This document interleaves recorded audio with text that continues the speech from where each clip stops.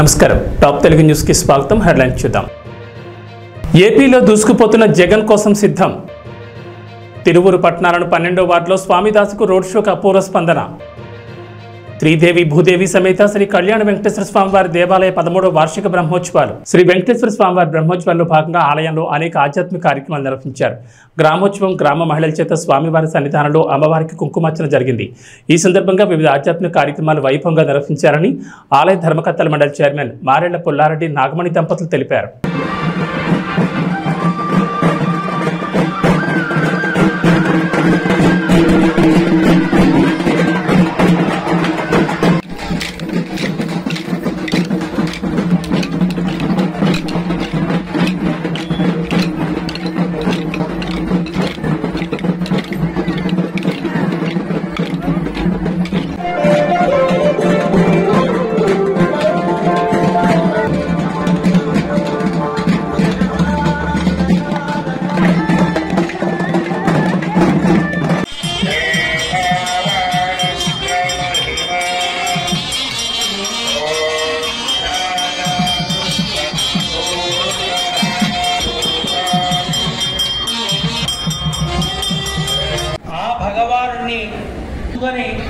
ఏర్పాటు చేసుకున్నటువంటి క్షేత్రం ఇది. దానికి దీనికి తేడా ఉంది. ఎక్కడ ఉంటాడో దానికి క్షేత్రము అని పేరు. భగవానుడు రావటంలో ఉద్దేశం, నేను ఇక్కడికి వచ్చింది ఈ లోకంలో ఉండేవాళ్ళని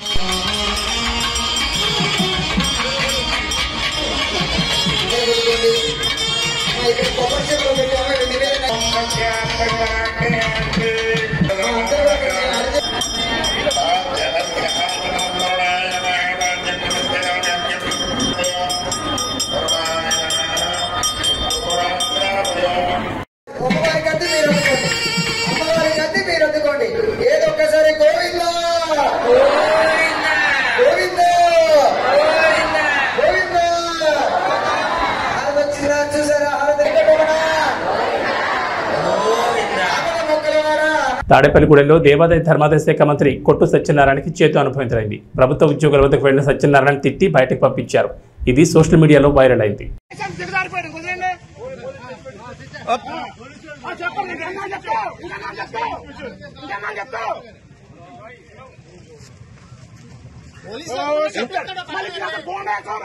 ఇంకేనా పోలీస్ స్టేషన్ కొట్టేస్తాం జనాలే. గేట్ బయట రావాలా? గేట్ బయట ఏదైనా గేట్ బయట ఫోటో తీసుకో. గేట్ రాబడి ఉంటాం కాదు. గేట్ బయట గేట్ బయట బాబు అటు కూడా తీయమ్మా. అటు తీసేసి ఒకరితో కాదు అందరినీ.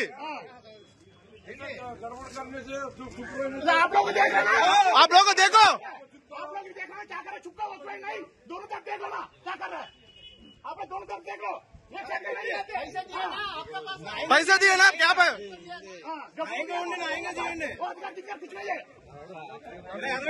इलेक्शन ड्यूटी है. हमको अभी हिंदी मालूम है. बोल देना चल जाएगा. आप लोग क्या बोल देता हम कैसे का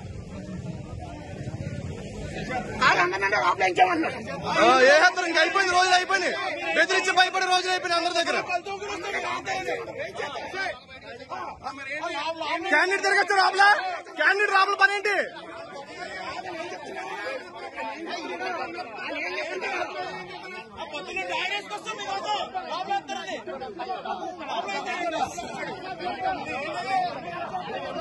అంటే క్యాండిడేట్ రాబుల పని ఏంటి?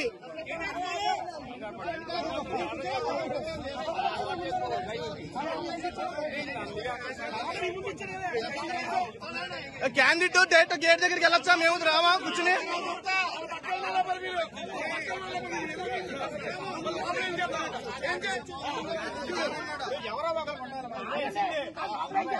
ఇంకా బాబాయ్ గారు ఇంకా సైలెంట్ గా ఉంటే అయిపోద్ది వ్యాపారం. ఎవరో ఒకరు ఉండాలి.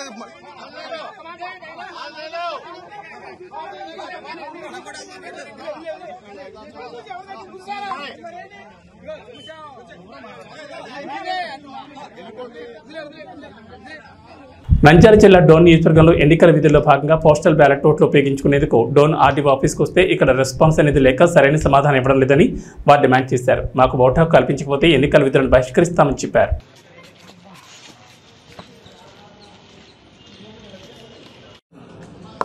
మరి ఈరోజు మేము మా ఓటు హక్కును వినియోగించుకునేదానికి ప్రభుత్వ ఉద్యోగులైనటువంటి మేము ఎన్నికల విధుల కోసము మాకు ఎన్నికల విధులకు పోస్టింగ్ ఆర్డర్స్ ఇచ్చినప్పటికీ మేము పోస్టల్ బ్యాలెట్ ద్వారా మరి ఓటు హక్కును వినియోగించుకోవడానికి దరఖాస్తు చేసుకోవడం అనేది డోన్ కాన్స్టిట్యుయెన్సీలో. అయితే ఈ ఓటు హక్కును మాకు కల్పించడంలో డోన్ ఆర్ఓ గారు కానివ్వండి, అదేవిధంగా కర్నూలు ఆర్ఓ గారు కానివ్వండి, అదేవిధంగా మాకు డ్యూటీ అపాయింట్ చేసినటువంటి కాన్స్టిట్యుయెన్సీ ఆర్ఓ గారు కానివ్వండి మాకు ఓటు హక్కును కల్పించే విషయంలో పూర్తిగా విఫలమైనారని చెప్పేసి తెలియజేసుకుంటున్నాము. మేము కర్నూలుకి వెళ్తే మీ ఓటు ఇక్కడ లేదండి, మీరు డోన్కి వెళ్ళండి అని చెప్పారు. డోన్కి వచ్చి డోన్ కాన్స్టిట్యుయెన్సీలో ఆర్ఓ గారిని రిక్వెస్ట్ చేశాం మొదటి రోజు. ఇంకా మాకు మీ లిస్టు మా దగ్గరికి రాలేదండి, వెయిట్ చేయండి అని చెప్పేసి మొదటి రోజు చెప్పారు. మొదటి రోజు మళ్ళీ కాసేపటి తర్వాత వెళ్ళి మళ్ళీ వాళ్ళని డోన్ ఆర్ఓ గారిని అడగగా ఆయన ఏం చెప్పారు, మళ్ళీ 3 గంటలకండి మీ పీఓ వాళ్ళకి స్పెషల్గా 3 గంటలకు పెట్టామండి అని చెప్పారు. 3 గంటలకు వెళ్తే ఈరోజు లిస్టు రాలేదని చెప్పారు. ఆ విధంగా మొదటి రోజు మాకు ఓటు హక్కు కల్పించడంలో డోన్ ఆర్ఓ గారు పూర్తిగా విఫలమైనారు. తర్వాత నెక్స్ట్ డే మాకు ట్రైనింగ్ ఉండడం వల్ల మేము నెక్స్ట్ డే మా ట్రైనింగ్ సెంటర్లలో మేము మరి విధులకు హాజరు కావడం అయింది. ఈరోజు కూడా మరి ఓటు హక్కును వినియోగించుకోవడానికి ఈరోజు నంద్యాల జిల్లా కలెక్టర్ గారు ఇతర జిల్లాల కలెక్టర్ల వాళ్ళు ఇంకొక రోజు మరి పొడిగించడం జరిగింది. అందులో భాగంగా పేపర్ న్యూస్ని చూసి అన్ని రకాల మరి సమాచారం తెలుసుకొని ఈరోజు డోన్ కాన్స్టిట్యుయెన్సీలో మా ఓటు హక్కును వినియోగించుకోవడానికి మరి ఇక్కడికి రాగా డోన్లో గర్ల్స్ హై స్కూల్ కంప్లీట్గా ఎలక్షన్ సెంటర్స్ అన్నిటినీ క్లోజ్ చేసేసి కనీసం అక్కడ చిన్న సమాచారం పెట్టడంలో కూడా డోన్ ఆర్ఓ గారు పూర్తిగా విఫలమైనారు. ప్రజెంట్ నేను డోన్ ఆర్డీఓ కార్యాలయంలో ఉన్నటువంటి essential service polling booth centre దగ్గరికి వచ్చాను. ఇక్కడ కూడా నా ఓటు హక్కును అడగగా నేను మీటింగ్లో ఉన్నాను, 12 గంటలకి రండి అని చెప్పేసి మరి ఆర్ఓ గారు మాట్లాడుతూ ఉన్నారు. నేను ఫోన్లో మళ్ళీ ఆర్ఓ గారితో మాట్లాడా, మీరు పిలిస్తే నేను రావాలనా అని బాధ్యత రాహిత్యంగా మరి వ్యవహరిస్తున్నారు. మాకు ఖచ్చితంగా ఈ సందర్భంగా మేము డిమాండ్ చేస్తూ ఉంది ఏంటంటే మాకు ఓటు హక్కునన్నా కల్పించండి, లేదా మాకు ఎన్నికల విధుల నుండి మాకు మినహాయింపు ఇవ్వాలని ఈ సందర్భంగా మేము ఉపాధ్యాయ సంఘాలందరి తరపున ఉద్యోగ సంఘాల తరపున డిమాండ్ చేస్తూ ఉన్నాం. Thank you very much. Vote హక్కు కల్పించకపోతే మీరు ఏం చేయబోతున్నారు? ఓటు హక్కు కనుక మాకు కల్పించడంలో సంబంధిత అధికారులు పూర్తిగా విఫలమై మాకు కల్పించలేని పక్షంలో మేము ఎన్నికల విధులను బహిష్కరించబోతున్నాము. మేము చేయలేము. Thank you. యువత సమస్యల పరిష్కారం కావాలంటే కాంగ్రెస్ పార్టీతో సాధ్యమని స్థానిక నిరుద్యోగుల ఉపాధి కల్పించే విధంగా చూస్తారని పెద్దపల్లి కాంగ్రెస్ ఎంపీ అభ్యర్థి గడ్డం వంశీకృష్ణ అన్నారు. మంచిర్యాల పట్టణంలోని పద్మనాయక ఫంక్షన్ హాల్లో మంచిర్యాల ఎమ్మెల్యే కుక్కరాల ప్రేమ్షా గారు ఆధ్వర్యంలో పెద్దపల్లి పార్లమెంట్ నియోజకవర్గ యువ సమ్మేళనం నిర్వహించారు. ఈ సమావేశానికి పెద్దపల్లి కాంగ్రెస్ అభ్యర్థి గడ్డం వంశీకృష్ణ ముఖ్య అతిథిగా పాల్గొన్నారు. ఈ సందర్భంగా మాట్లాడుతూ బీజేపీ బీఆర్ఎస్ పార్టీలపై తీవ్ర విమర్శలు చేశారు. బీజేపీ బీఆర్ఎస్ రెండు పార్టీలు కూడా రిజర్వేషన్ల విషయంలో కేంద్రంలో ఉన్న బీజేపీ చెప్పింది రాష్ట్రంలో గత ప్రభుత్వంలో ఉన్న కేసీఆర్ అమలు చేశారని అన్నారు. విద్యార్థులకు మెరుగైన ఉచిత విద్య కావాలన్నా, రిజర్వేషన్లు మనకు కావాలన్నా పెద్దపల్లి పార్లమెంట్లో యువ నాయకుడైన ఎంపీ అభ్యర్థి వంశీకృష్ణను లక్ష మెజార్టీతో గెలిపించాలని కోరారు. కాంగ్రెస్ అభ్యర్థి వంశీకృష్ణ మాట్లాడుతూ గత 10 సంవత్సరాలుగా తెలంగాణను పాలించిన బీఆర్ఎస్ పార్టీ ఇంటికో ఉద్యోగం, డబుల్ బెడ్రూమ్ ఇండ్లు, దళిత బంధు అని ఇస్తామని చెప్పిన కేసీఆర్కు ఏ ఒక్క పథకం కూడా అమలు చేయలేదని ప్రశ్నించారు.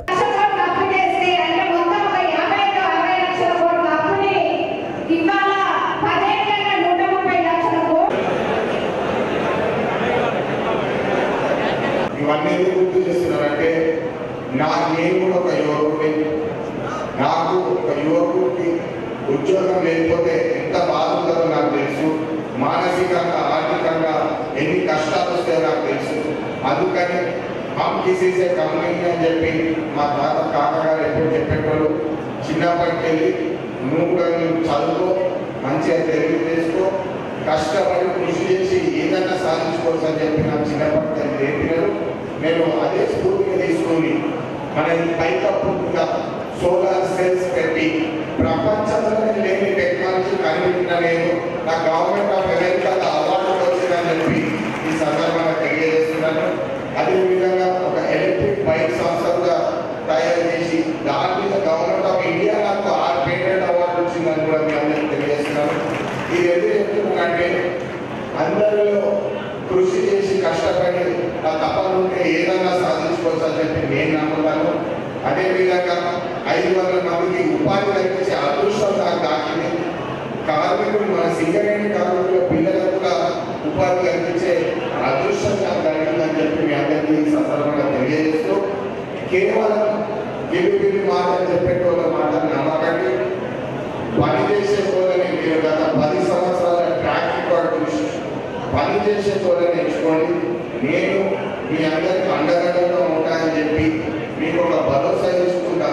నేను కూడా ఒక యువకుడిని, ఖచ్చితంగా యువకుల బాధలు సమస్యలు నాకు అర్థమైంది అని చెప్పి రేవంత్ రెడ్డి గారు, రాహుల్ గాంధీ గారు నన్ను అవకాశం ఇచ్చి మీ అందరి ముందు ఇట్లా నిలబెట్టడం జరిగింది. ఖచ్చితంగా ఇప్పుడే సురేంద్రమ్మ గారు చెప్పినట్టు, ప్రేమసాగరరావు గారు చెప్పినట్టు వాళ్ళ ఆదేశాల ప్రకారం మంచిర్యాలకి వచ్చే కాలేజీలు ప్రభుత్వ సంస్థలు తీసుకొచ్చే బాధ్యత నాదని చెప్పి మీ అందరికీ తెలియజేస్తున్నాను. ఈ నిరుద్యోగ సమస్య ఇకపై నా సమస్య.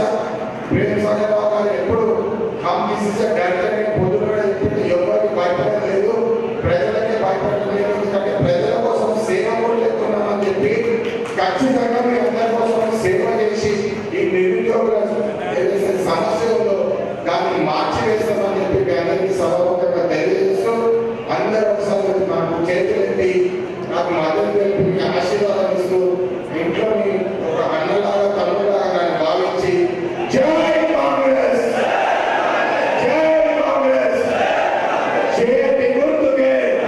మేము ఈరోజు మీటింగ్ పెట్టాలని ప్రత్యేకత ఒక వాతావరణం పెట్టుకోండి. ఏ దేశానికైనా కూడా అభివృద్ధి చెందడానికి 3 పారామీటర్స్ ఉంటాయి, 3 ప్రామాణికాలు ఉంటాయి. ఒకటి ప్రకృతి వనరులు.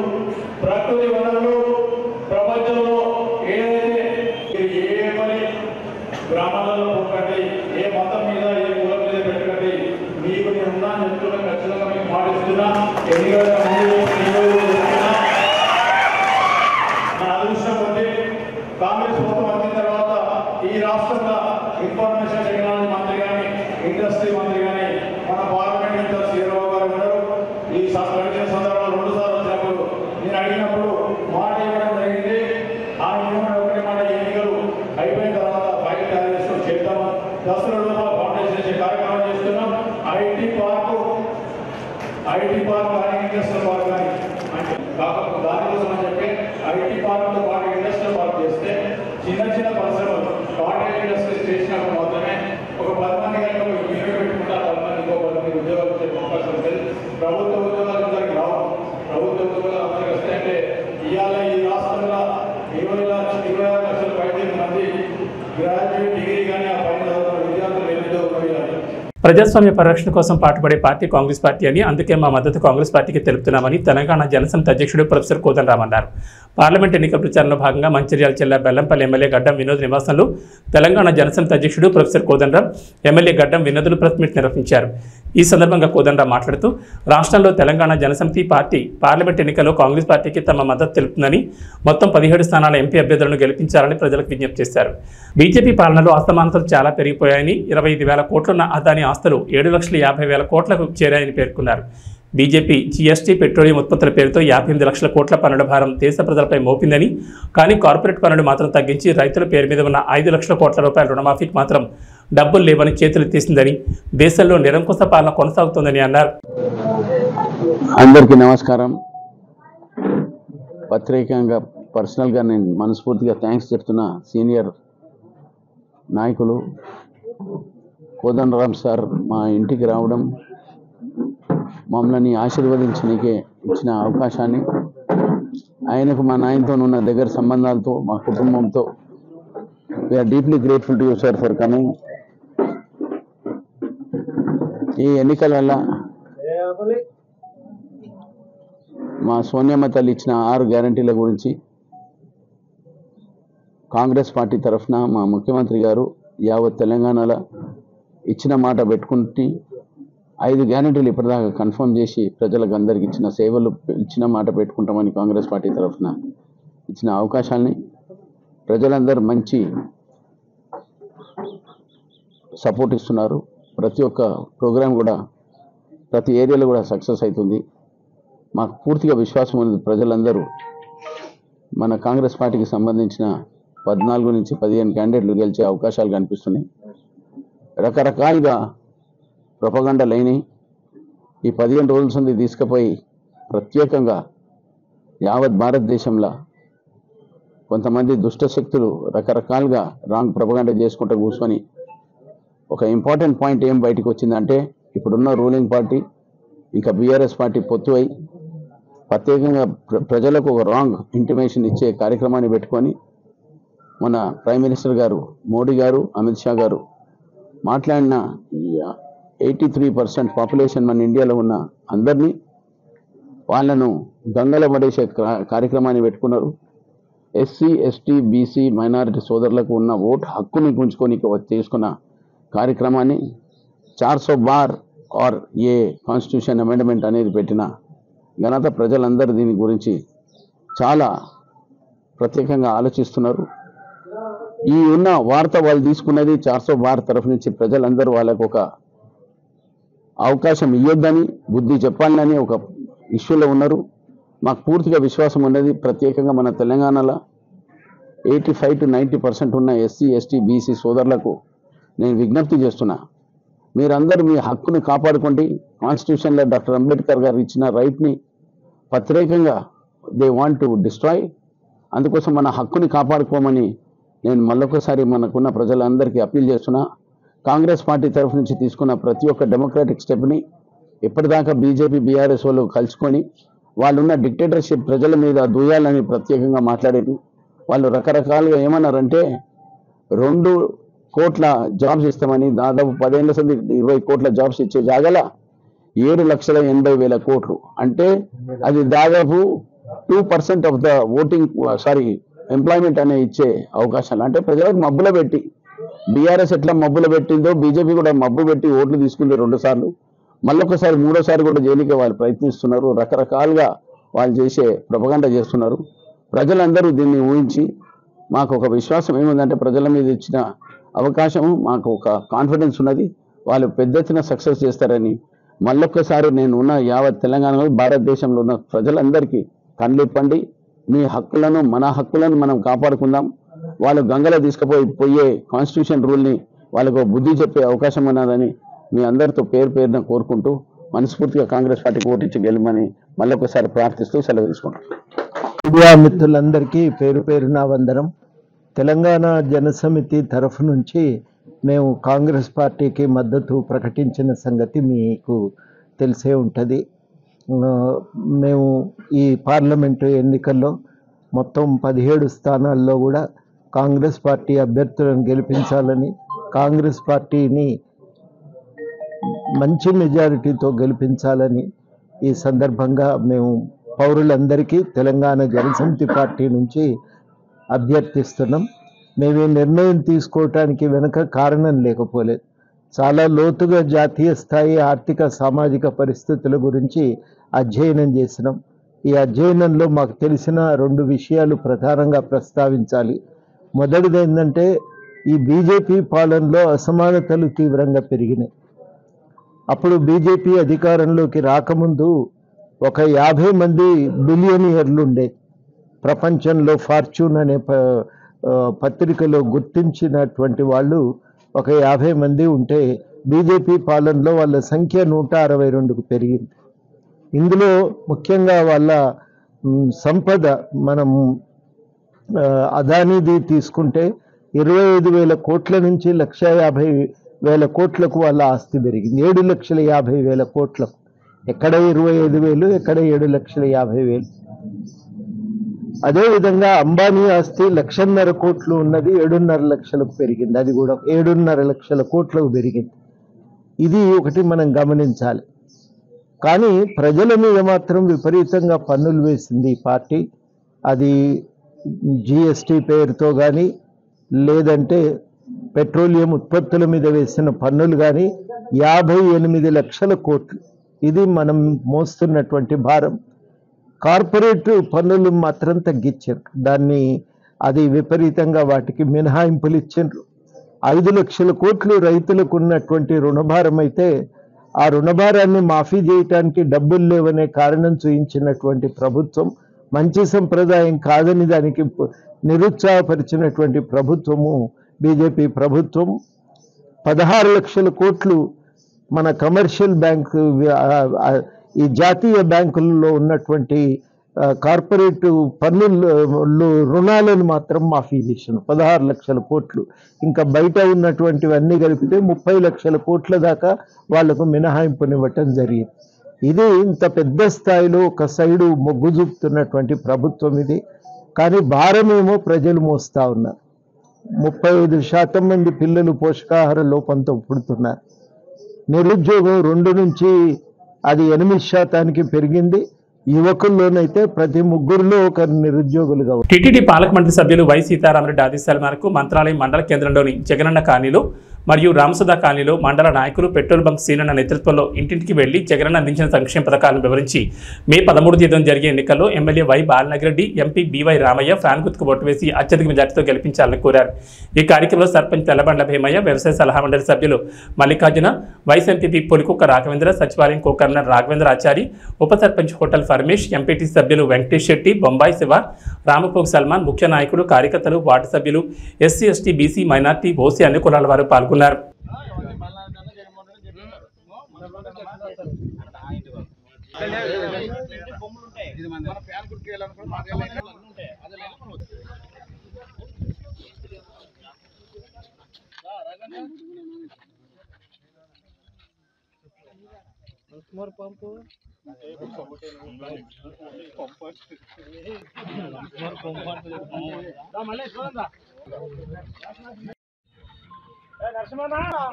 రామయ్య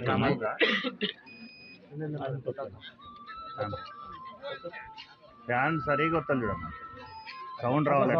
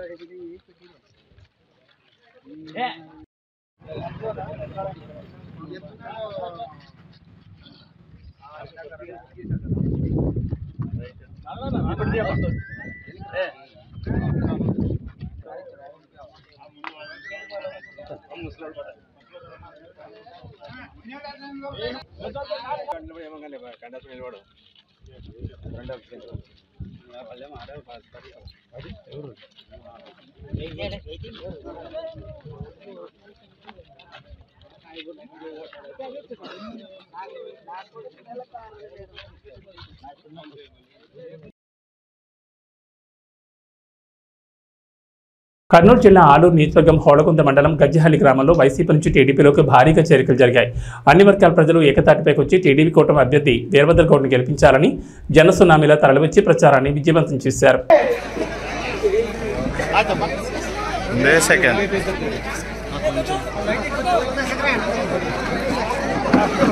పూలదండలతో సన్మానం చేస్తున్నారు గిరిమల గారు అన్న గారికి. అందుకని మీరు ఇక్కడ ఉన్న తెలుగుదేశం నాయకులైతే, కార్యకర్తలు అయితే, బీజేపీ కార్యకర్తలు అయితే, పవన్ కళ్యాణ్ సార్ కార్యకర్తలు అందరూ కలిసి వచ్చే ఎన్నికల్లో తెలంగాణ నాగరాజుకి ఒక ఓటు, తర్వాత గౌరవనీయులు ఆయనంతో 2 ఓట్లు వేసి గజ్జెల్లి నుంచి ఎక్కువ అఖండ మెజార్టీతో గెలిపిస్తారని కోరుతూ ఈ అవకాశం ఇచ్చిన అందరికీ నా హృదయపూర్వకంగా ఉందని తెలుస్తున్నా. జై తెలుగుదేశం, జై తెలుగుదేశం, జై చంద్రబాబు. ముందు అందరికీ నమస్కారాలు. ఇక్కడ విచ్చేసిన మన మండల కన్వీనర్ వచ్చేసి తిప్పేమామ గారికి, గిరిమల్లేష్ గౌడ్ గారికి మరియు ఇక్కడ వేదిక మీద ఉన్న పెద్దలకు ముందుగా హృదయపూర్వక నమస్కారములు.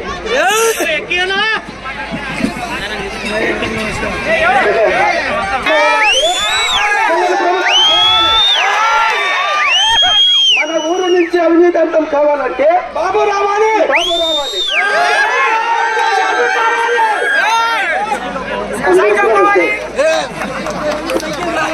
ఏబీ బులెటిన్ విశేషాలు. నమస్కారం.